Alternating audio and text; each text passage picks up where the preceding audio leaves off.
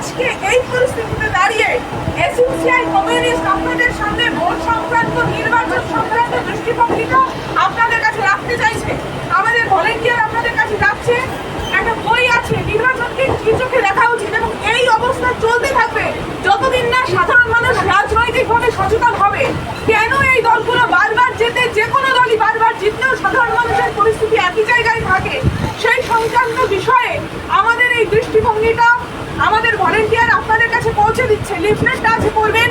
আরো যদি বিস্তারিত জানতে চান, আমাদের একটি বই আছে, পুস্তিকা আছে, 10 টাকা মূল্য, বিনিময় মূল্য, সেটা সংগ্রহ করবেন। আমরা বলতে চাই, এই নির্বাচনের মধ্য দিয়ে সাধারণ মানুষের অবস্থার পরিবর্তন হবে না।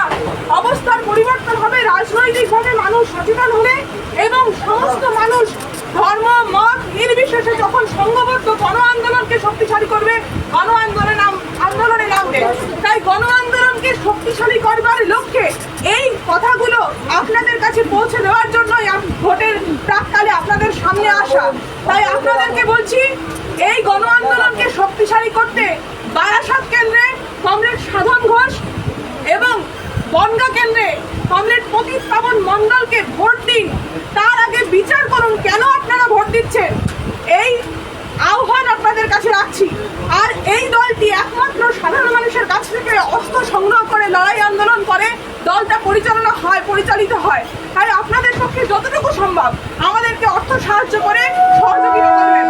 আমাদের ভলেন্টিয়াররা আপনাদের কাছে পৌঁছে যাচ্ছে, তার কাছ থেকে সংগ্রহ করে নেবেন এবং